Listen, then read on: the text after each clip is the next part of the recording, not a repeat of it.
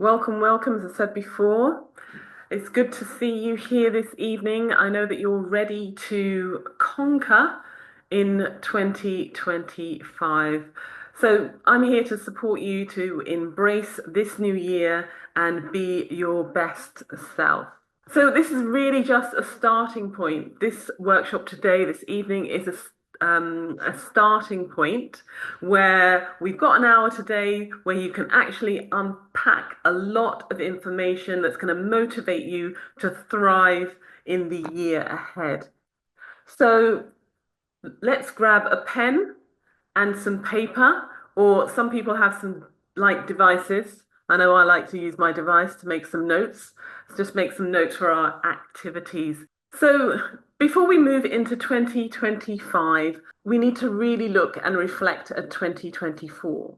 What gave you joy in 2024? What were your achievements? What required a bit of development? I know I had a few challenges that I needed to develop even more for 2025.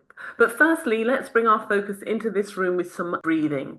I'm going to ask you to take a few deep breaths in and out so that we can focus in this room. If you'd like to close your eyes, please feel free to do that. So let's take a deep breath in and a deep breath out. Again, a deep breath in and a deep breath out. And just another one, deep breath in and deep breath out. Are you feeling focused? So I'm going to ask you a question. Imagine you were 80 years old, you're happy and content with your life, and you're living your best life. What would your older, wiser self say to you now in 2025? What advice would your older, wiser self give you? Let's think about that for a second.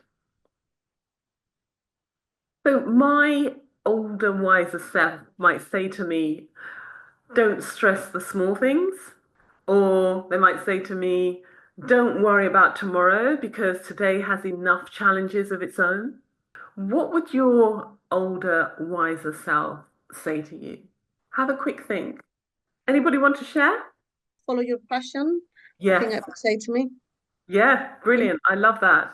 So, just a little bit more about me. I'm an executive wellbeing coach with a background in creativity and business. I'm the CEO of Glow Consultancy London. That's where I primarily work to support women leaders develop wellbeing practices for a better work-life balance. I'm not excluding men. I also work with men too. So I deliver one-to-one team executive coaching, training, and I'm also a keynote speaker. I equip individuals and organizations to go from stress to success with the tools to enhance their mental fitness and productivity. I'm an NLP master practitioner. That means I help people to transform their thoughts, their feelings, and their behaviors. And I'm a positive intelligence practitioner. I also hold an MSc in coaching and mentoring, and I have a mental health certificate. So let's have a look at today in more detail. We're here because we want to step into 2025 with more clarity, with more purpose, some energy as well. We can get some foundation so that we can have the best year that we've had so far. And what we're going to do in this workshop is we're going to help you to reset, recharge, and realign your goals with what truly matters to you. And through discussions, actionable strategies, and using some of those SMART goals, I'm sure you've heard about those many a times, we're going to use that methodology to help you through this. And if we could imagine that this year we can unlock our full potential for 2025, think about what we can actually achieve if we started the year with a renewed purpose and an unstoppable energy. I'm sure that sounds really good. When we're thinking about goals, I want us to think about an analogy of our goals being the way we're planning an exciting journey, an exciting adventure, let's say. So we're going to use those SMART framework as our trusted compass. Okay, so when you plan a trip, Do you just wing it or do you plan it out? If you're anything like me, when I plan a trip, say I'm going somewhere like Dorset, I would go onto my phone app and I would look at Waze. I'd make sure I've got the correct postcode. I'd make sure I've got the address, the number of the street and the number. I'd make sure there's water in the car and make sure there's petrol. And I'll also make sure that I've got some snacks and some water. Do you do that as well? So, achieving goals is like planning the ultimate adventure. What do we need? We need a roadmap, a clear roadmap to do that. But that's sometimes where we can actually fall short. So this is what we're going to do. Today, we're going to be consistent, we're going to be committed, and we're going to also believe that any of the goals that we set out, that we can actually achieve them. Because that was the biggest wake-up call for me. I can have loads and loads of goals, but if I don't believe that I'm going to achieve them, then I actually won't. So back to the SMART goals. We're thinking about these SMART goals. Let's think of that as our compass for our adventure. So we have to be specific. So where are we going? What's the destination? So if I want to get fit, I might be more specific and I might say that I want to run 3 miles in a month. If I'm measurable, I need to know how close I am to achieving my goals. That's like a progress tracker or some sort of progress chart or the steps that I'm taking to actually get there. And they need to be achievable. They need to be realistic, actually. Sometimes we can align our goals to our dreams because we want to be excited about them. They want to have vision. We have to really think about the steps that we're actually going to take and make them so that we can stretch ourselves, but not overwhelm ourselves. We also need to make them relevant. So, why are we doing this adventure? What excites us about this adventure? So we need to make sure that our goals actually align with our bigger vision for our lives. Let's think about timely. That we have to have a date. We have to say when we're going to get to the peak of our mountain. We have to have a date that we set that we're actually going to complete our adventure. So once we've done that, we can let the adventure begin. Just aside from that, let's think about the input and the output. I mean that our goals, we can actually categorize them in themes, okay? The kind of themes that we can think of for our goals are our professional life, that can be our health, it can be our finances, it can be our relationships, it can be something that's spiritual, it can also be hobbies or personal development. I'd like you to choose one key theme that you can write one big SMART goal for 2025. Maybe you're thinking about your professional life. What might be that big goal? So if you make that your header, and then if you go through the SMART analogy framework, so it's specific. So what's the destination? Then how are you going to measure that? What the kind of steps that you're going to take to do that? Then think about, is it achievable? And then relevant. What excites you about that?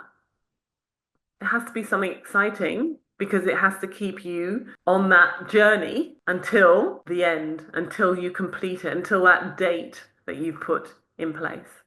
So if we're looking at our goals in terms of input and output, let's think of our SMART goal, that's our compass. So our main goal is our output, and that's our destination. And what we need to get to our destination will be the input. So that's all those steps that we take to get there. So if we're thinking of that trip that I was doing to Dorset, all the things that I mentioned, like petrol in the car, making sure that I've got the route planned on Waze, that the tyres are roadworthy, all of those things are my input. So that's the way that I can progress, and those are the steps that I will need to take to my destination. Okay, let's look at our values. Our values actually align with our goals.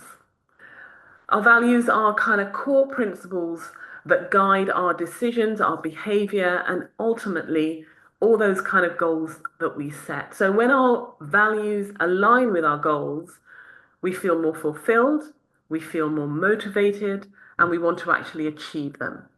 So, what values do you have? One of my values might be growth. Well, also integrity and also health. Those are some of my key values. If I were to look at growth, that would mean I have a desire to learn more, to improve, to expand my capabilities as well. I would set some goals that maybe push me out of my comfort zone a bit. Also, I'd want to learn new skills and maybe take on a challenging project. Can you write down 3 of your core values? Just going to have a look in the chat. Empathy, integrity, and growth. Thanks for that, Fabi. Brilliant. With that, let's also reflect on how our values actually align with our goals in 2025. So have a quick reflection on that. So as you're reflecting on that big goal, can you break that into 3 small actions? So if you remember before, some of the actions that I had was to think about some skills that I could learn, or that might be a challenging project, or that might be getting out of my comfort zone. And then I could also break those down again. But let's start with just doing some other actions, some 3 small actions that you can put towards aligning that goal with your values. So from these small actions, we can actually develop some new behaviors and also some new habits. To actually help us achieve those goals, I'd like to introduce you to the habit loop. So this is a neurological feedback loop that describes how habits form and how they are reinforced. So a habit loop is made of 4 steps. So there's the cue, which is a trigger that activates in our brain to initiate a behavior. There's a craving. That's the motivational force that drives that habit. And the response, the actual habit that is performed. And then lastly, there's the reward. And so at the end, we actually are satisfied by our cravings. So the end goal is that we have satisfied the habit that we have. So James Clear describes habit loop in his book, The Atomic Habits. So he explains that habits are small actions and that can add to, overcoming over time, it can add to creating great big results. So if you think about the journey that you take when you have a goal and all the steps that you put in place to achieve that goal, then at the end, you have a big result. Just looking at the habit loop, how do we actually use it? So how we use it is that we make it obvious. So that means we're using clear and visible cues to remind ourselves about our habits and to build those habits. So, for example, if I wanted to drink more water, then maybe I could place a bottle of water on my table, or I can have a bottle in my bag. So there's a visual reminder for me. I could also set alarm on my phone as well. So maybe you could think of one clear, visible cue that you can use to support your goal. Also, we make it attractive. So making your habit appealing ensures that you're more motivated to follow it through. For instance, if you're exercising, maybe you can pull together your favorite playlist of music that you can actually listen to whilst you're doing your workout. Or alternatively, you could, if you've got a favorite TV show or something like that, you could only watch that when you're doing your exercises. Maybe you're doing some stretching or you're doing some aerobics or something like that. You can watch that. So that actually makes it more attractive. Can you think of an idea that can make your goal more attractive? Well, my answer was participate in events. Yes. And Lulu said envisioning the end result. Samson, treat yourself to a new outfit. Yeah. And that's all. Fabulous. Thank you. So also we need to consider after we've made it attractive, easy. It would be great to simplify our habits so that we reduce the resistance, and that will help us with the likelihood of increasing the success. So, for example, if you want to cook healthy meals, why don't you pre-chop your vegetables and store them somewhere? Or batch your cooking so that you can do lots of cooking at the weekends and you can store those in small containers and bring them out in the week. How might you simplify your habits? So, how can you actually make it more satisfying?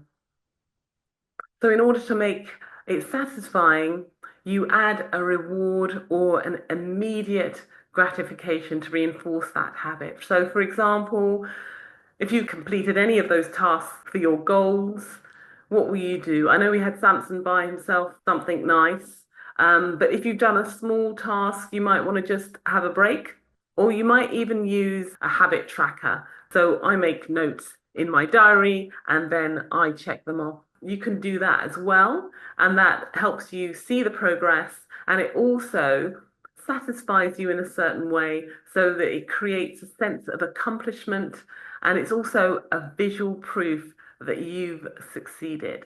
What about making it satisfying? What ideas might you have to do that? Have a look in the chat. We've got complete your work in a nice, inspiring environment. Yes. You feel, I suppose, being out in nature or, being in a room where it's light and it's bright and you can feel kind of good about being in that space can also help you be satisfying when you're completing your tasks or your goals. Brilliant. Thank you for that. Okay, let's move on. Just to say that, these small habits can really build unstoppable momentum because by hearing what you've been saying, also just when you have something that you really are inspired by, you've got it, it's attractive to you, it's easy, it's simplified, then you're more likely to actually take up these goals and do these goals and work through that journey. I'm going to ask you to do a bit of a visualization exercise in a minute, and I'm going to ask you to visualize your future self achieving your goals in 2025. So if I can ask you to close your eyes and see yourself literally visualizing your goal, the goal that you've written down or another goal that you've got in your head. So please close your eyes and literally see yourself visualizing that goal. So what can you see? What can you hear? And what can you feel? How does it feel to achieve those goals? So we were just talking about how satisfying it might be to develop those habits, and when you've actually completed some of those actions, what it felt like. Feel some of those feelings as well here. Keeping your eyes closed, I'd like you to see yourself achieving it, but like play that movie. Make it very, very real. Think of it from start, think of it from to the end. See it, feel it, hear it, but most importantly, believe it.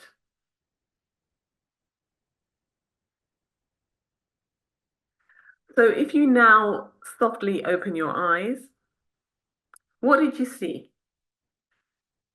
It's great to kind of note down what you saw, what you felt, how it made you feel, because this becomes a part of your success story for 2025. Please take a moment and make a note of what you felt, what you saw, and how it made you feel. It takes energy. All of this takes a bit of energy. So we really need to recharge and re-energize ourselves to stay on track with our goals in 2025. Let's think of ways that we can recharge ourselves and refuel ourselves in 2025. And what might that look like for you? For me, I've decided to prioritize rest just to make sure that I get enough sleep in most nights. What would your recharge and re-energizing commitment look like to yourself for 2025? Fabio, prioritizing self-care, that's a biggie. If we don't look after ourselves, how are we going to do what we need to do in the world? So, Fabi, that's really a great one. And what does that look like for you? I always deliver courses and I always advise people to look after themselves. And I try to do that myself. Yeah, Last year was a year in which I had so many challenges and difficulties. yeah, And I kind of forgot about this bit for a moment. And my health was not really good at some point. So I got into some depression and different other things because of that. So self-care for me is just finding the time to disconnect completely. If I was working until late, stop doing that. And I think work is important, business is important, but if we don't stop at some point, then what's the point if we are not going to be okay? yeah, So yeah, taking time to do things I like going for a walk, clear my mind, do more of my the things I like to do, reading and having my bath, and just do all the things that I'm just enjoying. Just go talk more with friends and just do things that I want to do, and sometimes I postpone just because oh no, I have a lot to do. yeah. So I am determined that I'm going to practice what I preach. Yeah, I love that. I love that.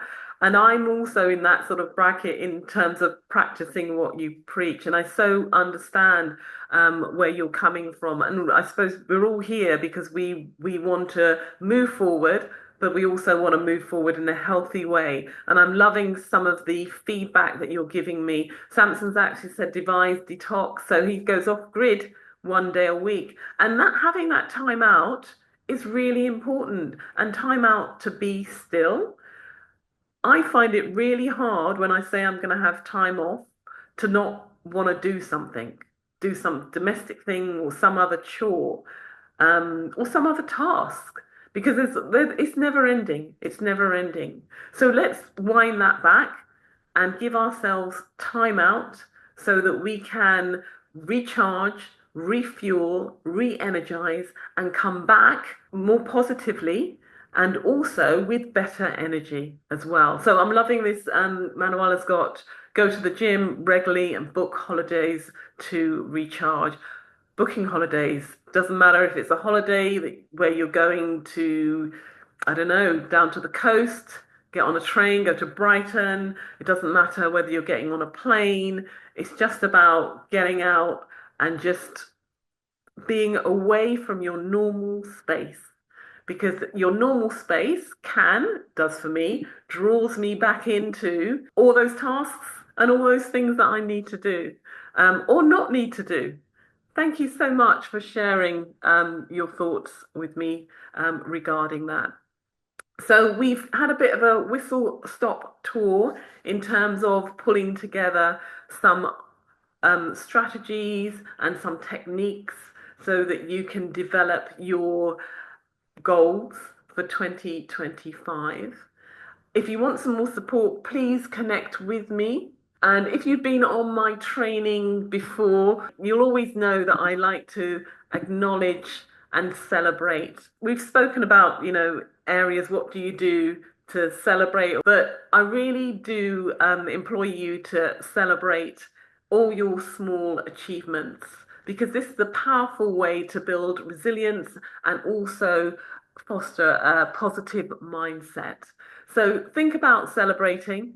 That could be sometimes I actually put some music on and I dance like a crazy person, and that works for me. So if that works for you or there's something else that works for you, please, please do celebrate. It's really important. We're at a time now where it's Q&A, good old Q&A. I've got usually asked when it comes to goals, where do you start? You know, how many do you do? What I would say, that whole thing about steps and small steps, if you want to do for the entire year, 3 or 5 really big goals, then do that. Or if you want to test it out and do one goal, and then really focus on that and focus on the steps that you're going to take, what you need to prepare for it, who do you need to get involved. It's always good to have somebody, an accountability partner, somebody that you can say, who could say to you actually, how's your goal going? What have you done today to support your goal? That's really good to have somebody to hold you into account for that. Also, it's about consistency and it is a journey. So just staying on that journey is really good as well. So I was just reading the chat. Lulu's saying, I've had some health issues, as you said too. So we just talked about the gym. 1 day a week, then it builds up. Yes, from one, you can have two, and then from two, you can have three. But you know, what you can handle, I think, decipher from what's going on today is what works for you. You need to do what works for you. So we've actually covered quite a bit in this workshop today to help you to align your goals with your core values, also to develop some of those steps for the way forward, and discovering some practical tools to help you to gain some clarity, build some momentum, and stay resilient for this journey that you're on in 2025. And as we step forward, let's remember those small steps, because those intentional steps that you make, every intentional step that you make is powerful, and it actually acts as a transformational sort of step, and that can help you to thrive in the year ahead. So thank you for participating and engaging and being curious in the workshop today. And we really enjoyed working with you, and we'll see you soon. Thank you so much. Have a really lovely evening.